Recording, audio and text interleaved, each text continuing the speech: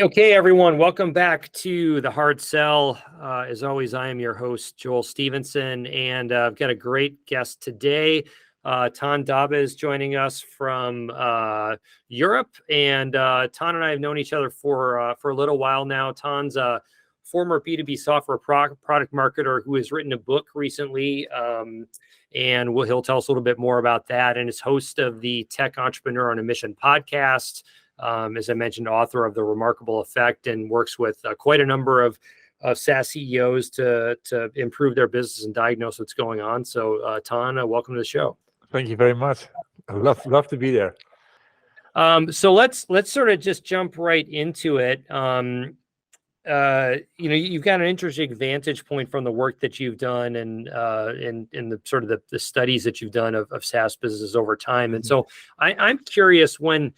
A lot of what you talk about is in the book is sort of, predictable revenue and being able to grow your business, get, traction in your business.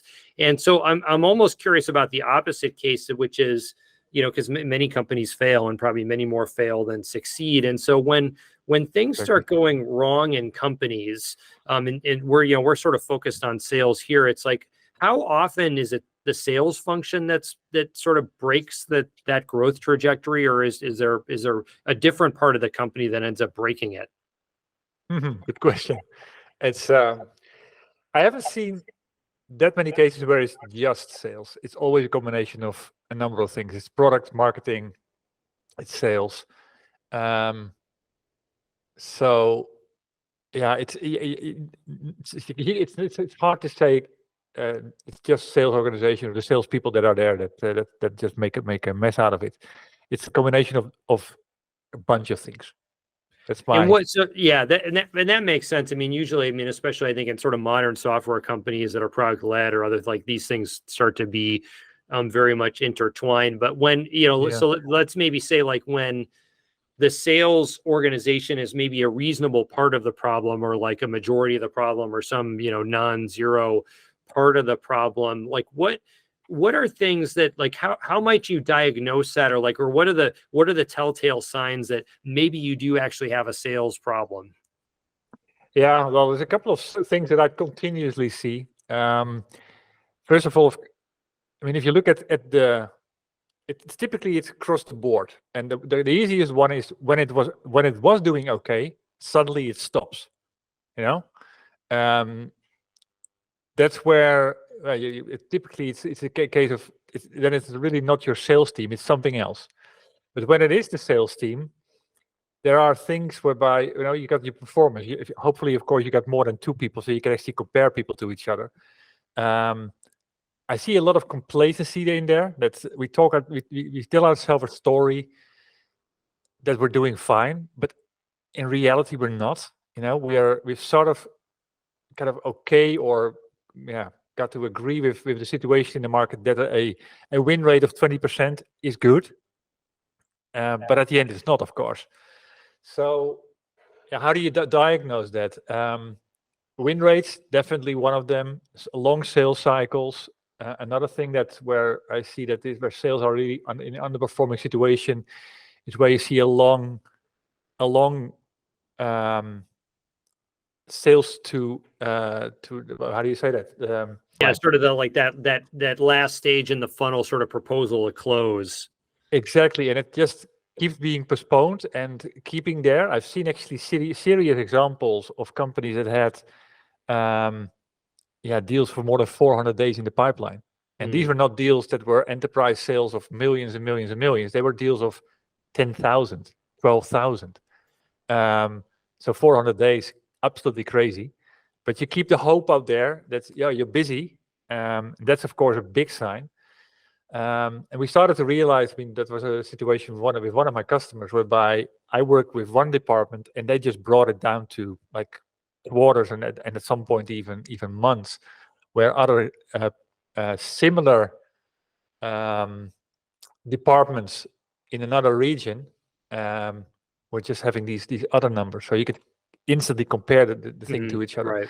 If I look at the example of my company that I used to work for, and we were selling ERP solutions, typically in the mid-market, sometimes large organizations.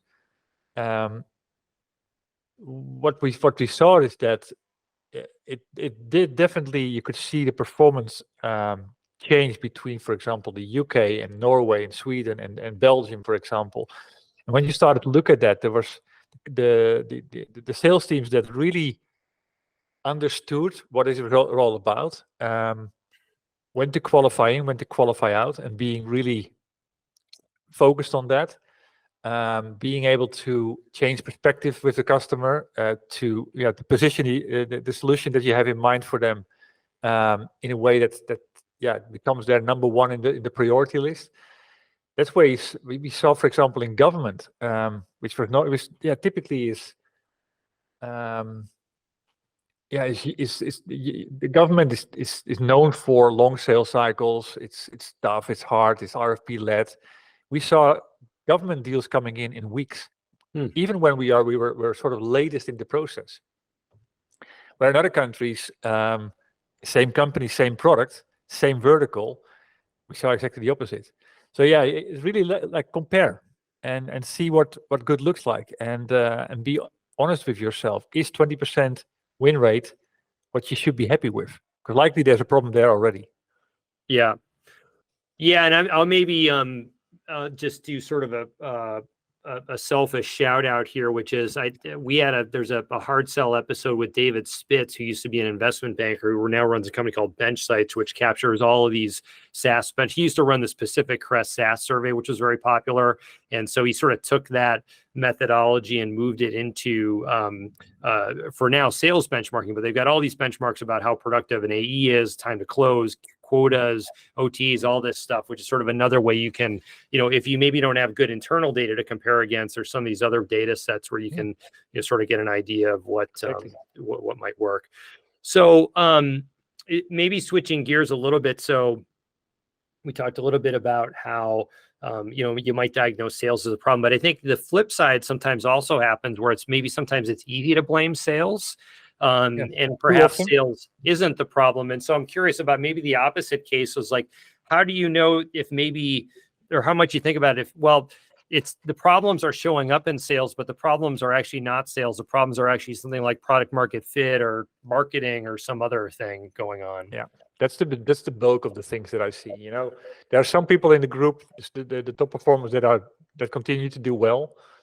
Other parts of the group or the sales team are not performing that well. We start to look into that. We see the long sales cycles. We see the low win rates. One symptom, of course, is as well, and you didn't even talk about that, high discounts. I mean, I've seen it also in the company I used to work for, whereby I was responsible for pricing, for example. When I was producing the new price list for the year, I got, for example, in the Benelux, always the argument, we're not going to use this. It's too low. It's lower than last year. And I was pushed by the other countries to bring it down because they said, okay, we can't work with this. We need to bring it at least 50% down, otherwise we can't sell. Yeah. That's clearly a sales problem. But what I saw even more, and what I continue to see even more with the SaaS companies that I work with, is that it's not that much of a sales problem. It's a combination of segmentation is far too wide. Positioning is off, and the value proposition is completely unclear and undifferentiated. That is a big one, and it depends a little bit about where you are in the cycle of your company. Product market fit can definitely be an issue, and I mean, if a startup, of course, with a startup, product market fit is like always the first thing that I look at. Is there already product market fit? Are there customers that are buying this for what it's worth and what it's value for? But what I also see at the end is that product market fit, because it's the dynamic thing, there was product market fit, the market has changed, and the fit is gone. Yeah. Because I mean, look at the current change in technology, how quickly things change.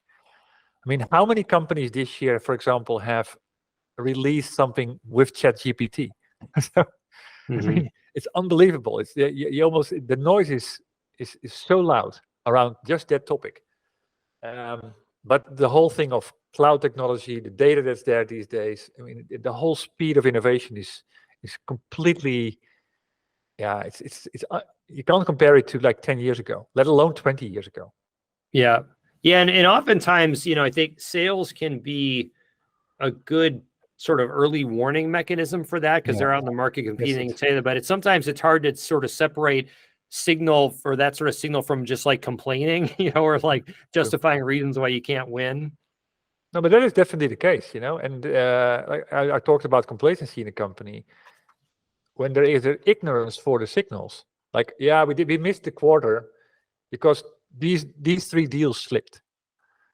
But not being able to, and we lost those deals because of that and that and that. I mean, ask a sales for an honest opinion about why the deal was lost. It's always price. Features were missing. It's never the issue of a salesperson itself. So that's, for example, when I was in product marketing and product management at Unit 4, we always went in with an independent team to really get the understanding of, okay, why did it slip, or why did it not close? Why did it go for the competition?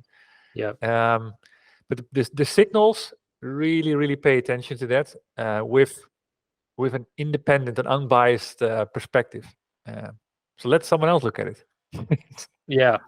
You mentioned discounting earlier, in just sort of price is one of the reasons. And one of the things I've always sort of wanted, I've never sort of actually implemented this. I've sort of wanted, we sort of do in the product-led motion, but not as much on the sales-led side. But this idea, like in the early days of your company, you're really trying to figure out what the market will bear. Your prices all over the place. But at some point, you start to figure it out. And I've always sort of been curious to do more of there aren't that many companies that do this, but like Atlassian comes to mind, where they're like rigid about not discounting, at least as far as I know.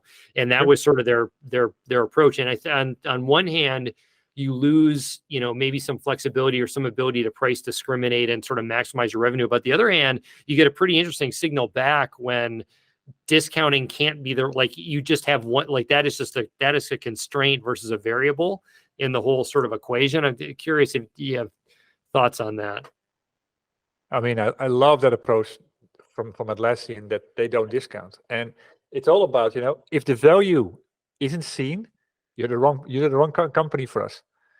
Either we have done, of course, a bad job explaining it and articulating it and identifying what are the pain points that you have that we solve like no one else.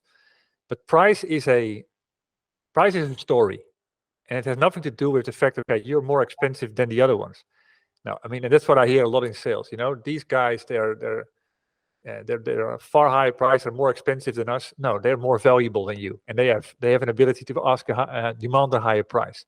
I was recently on a podcast with the CEO of a company called Boulevard, and he was talking about pricing in a very interesting way. He's looking for the areas in the market where he has pricing power. That says it all at the end.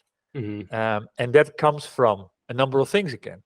I mean, what I see a lot of companies do wrong, and that's where that starts with marketing at the end, but sometimes it's also like pushed by the board or even by investors.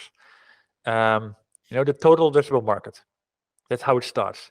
And we need to kind of find a market that is growing, that is like 15 billion already, growing 35% compound average growth rate. It needs to be as big as you can possibly think about. Because if we get 1% of it, everybody is happy. The question is, why would you get 1%? Because the market is not coming to you because it's big. It will just drop in your box.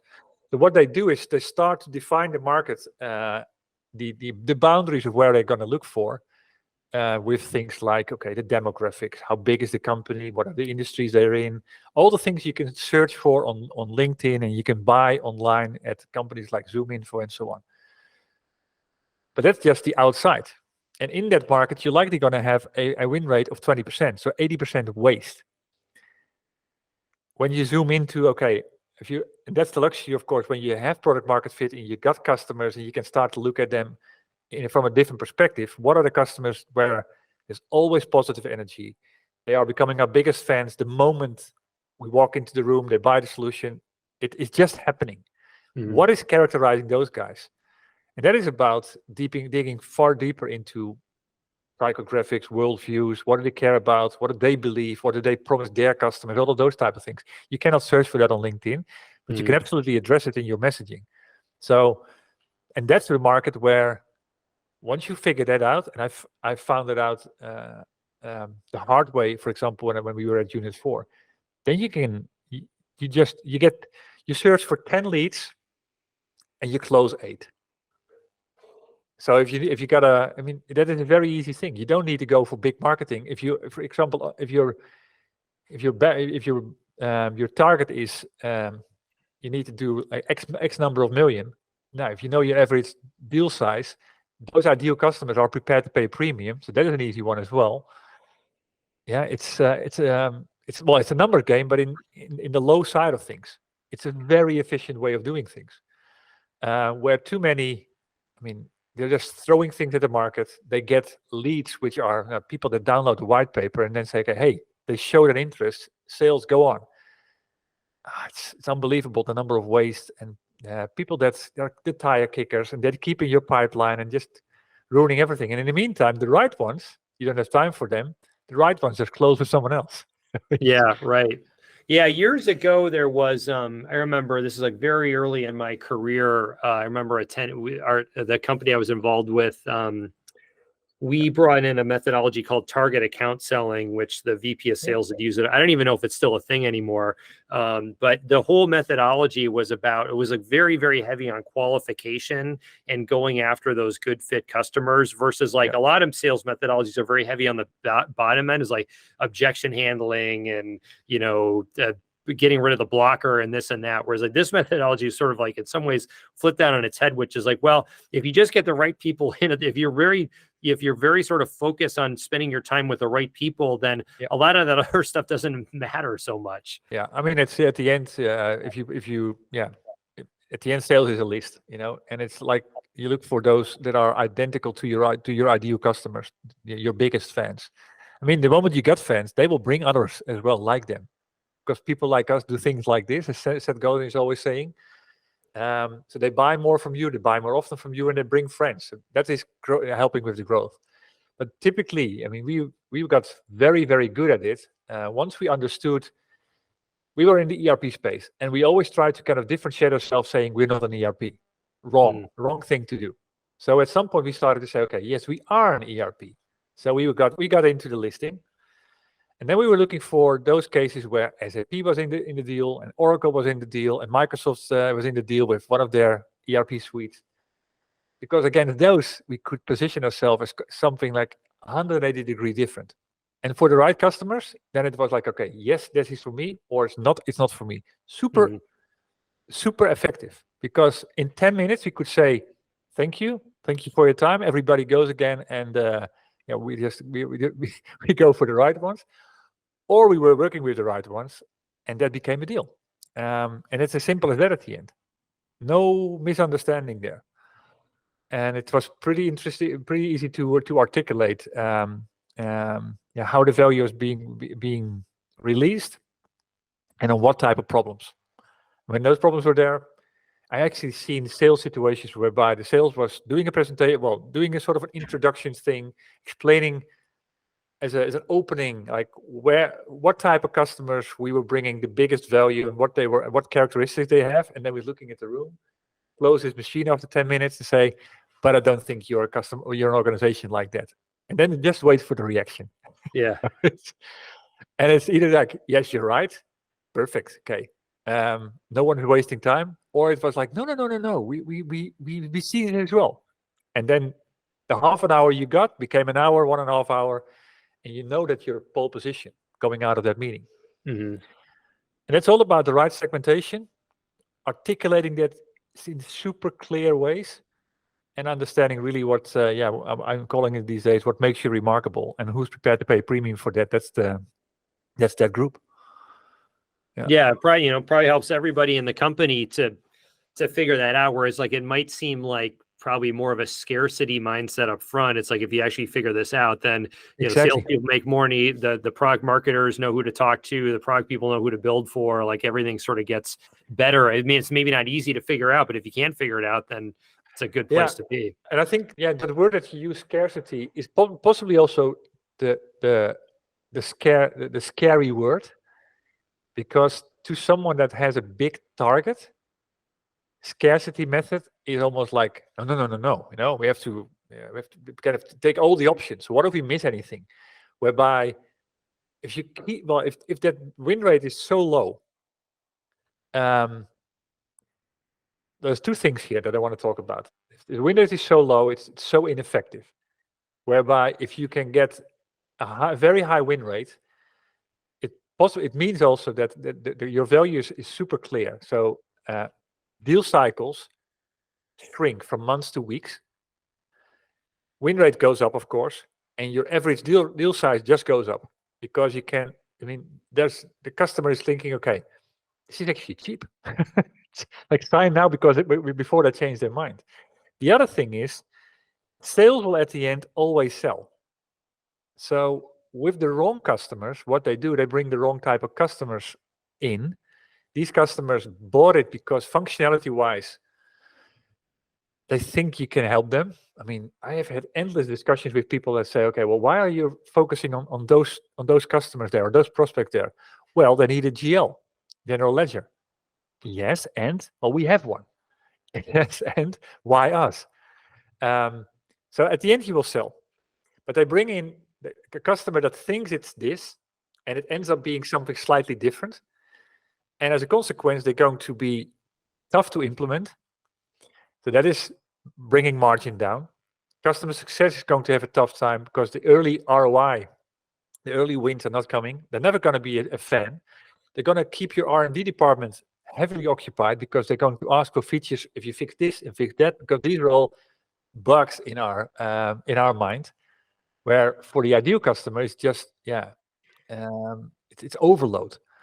So when you fix it, I mean, what I've seen happening to R&D departments, also the ones that I've been working with, we had at some point a deal with a large local authority in the Nordics who was buying our payroll suite. The flags went out the last couple of weeks of the quarter. It made our year. It was a $1 million deal. But what came with the contract was an addendum of all the things that needed to be created for them by our best people. So we couldn't outsource it or bring it to our outsourced the R&D departments in Poland or in Portugal. So, and it brought down the delivery capacity of my HR and payroll development team for about 3 years, like 50%, 60% occupied. I mean, imagine what that does to your competitive edge in the marketplace. Just delivering for one customer. Yeah. A custom development shop. So what you see there is that it's constantly bug fixing to keep unhappy customers, try to get them happy. The moment you release it, they're not happy because they say, okay, finally it's there. I've been asking for this for 3 years. New products that come out have less impact because R&D didn't have the time for it. Adoption will be lower. Customers that were a fan start to see like, wait a minute, what's going on with these guys? Scores go down, like NPS score, net revenue retention goes down. It's a vicious cycle. And yeah, I mean, if you would have picked it up early on in the sales cycle, you would have noticed. Yeah, it reminds me of the old joke in enterprise selling, which is the good news is you won the deal. The bad news is you won the deal. Exactly. Yeah, exactly. Everybody, I mean, it should be a win for everybody. Like that. Yeah, the scarcity mindset. Even talking about discovery calls, taking a discovery call as an addition for the customer, whereby the sales that are doing it the wrong way are going in and just, they listen to answer because they got their story ready. Haven't got a clue what the pain point for the customer is. Just go in with the same story, and it brings them nothing. But the moment you just say, okay, I'm going to say no to this, unless the customer convinced me they are the right one, it's a completely different ballgame. Let the customer just explain what are the biggest pain points they have that are most valuable for them to solve, most critical for them to solve, and what they've already figured out, tried, that doesn't work, and so on, and see if then the dots all connect. I mean, you talked about my book, The Remarkable Effect, and in the first chapter, I'm talking about a triangle that is about 3 critical questions And it's a fantastic model for marketing to do the segmentation and the positioning and the value proposition work. But for a salesperson, it's a fantastic model to just do a recap a discovery and decide qualify in or qualify out. And it's about listening. Okay, what are the customers saying about what keeps them up at night? Likely they won't say it keeps them up at night, but what are the problems they are highlighting? Then figure out with the customer, out of all the things that you hear, problem definition is very often a kind of an art in itself, because we hear we're not efficient. And we say, well, yeah, that's a very important problem. And we're not in control, or we're not compliant. No, compliant can be a problem, but not being efficient is not a problem. So it's the art of course, keep asking the questions. Different story there. Make your list of what the customer said on problems, and then rank them on 3 questions. How valuable is it to solve this problem, this problem, this problem, this problem? 10 problems, you got a ranking there.